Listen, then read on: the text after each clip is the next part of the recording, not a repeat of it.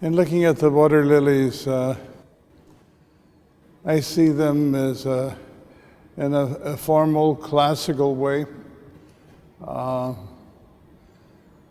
only two lines in the world.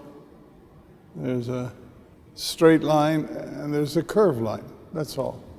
So you have to make up your mind, do I want this line to be straight or this line to be curved? Because those are the only two choices one has.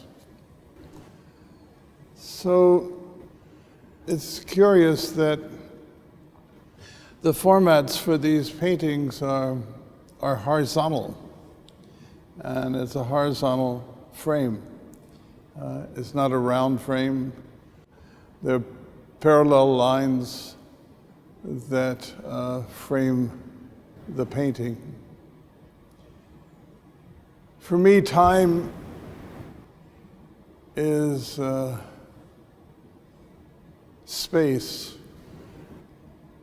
and the basic architecture of everything is simply that, is time and space. So time for me is a vertical line. It goes to the center of the earth and goes to the heavens. And space is a horizontal line. And it's this cross of time and space is how we construct art. If we look at a Vermeer painting, it's a drip of milk in the Vermeer. If we look at Barney Newman, it's that stripe down the middle. If you want to play Mozart on a piano, your finger goes down on a key and up and out on a string. And I can touch the key like this. I can touch it like that. It's the tension between this vertical and this horizontal that make the difference. So we see the water lilies are framed with straight lines. And inside of that we have circular lines. It's also interesting to me that the masses are interrupted by the verticality. So one could imagine water which is moving horizontally parallel to the frames. But within that we also have the vertical.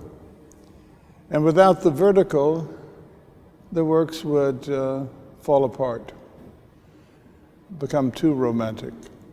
So the other thing that comes to mind is color. Light is the most essential element. And whether you're performing Shakespeare's King Lear,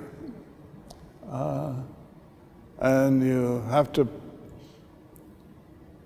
die as the king, one needs to laugh a little bit, or it'll never be a great tragedy.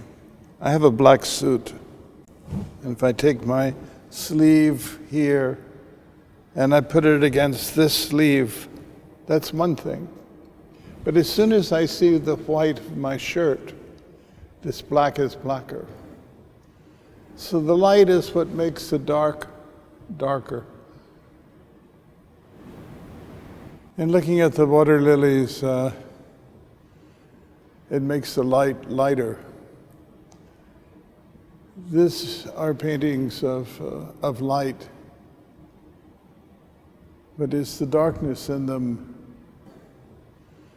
that helps us to appreciate the light. To me, they're like music. They sing.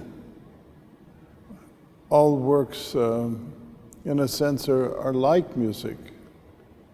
Music is something that we hear externally with our eardrum, but we also hear inside.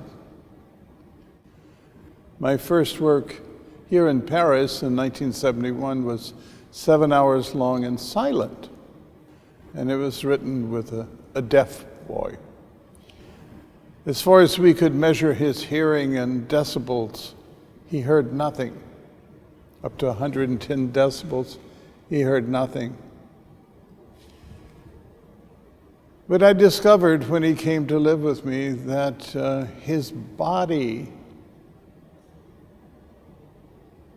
was feeling vibrations of sound. So in a sense, he was hearing interiorly, the way animals do. And these paintings to me invite that interior way of listening. Some works scream at us, and that's a kind of music too. But these works are quiet for me, and they give us time for reflection and thought. In our society today, especially in a city like Paris or New York where I live, where our lives are very busy and very active, it's very rare that we have a chance to take time to contemplate and to think.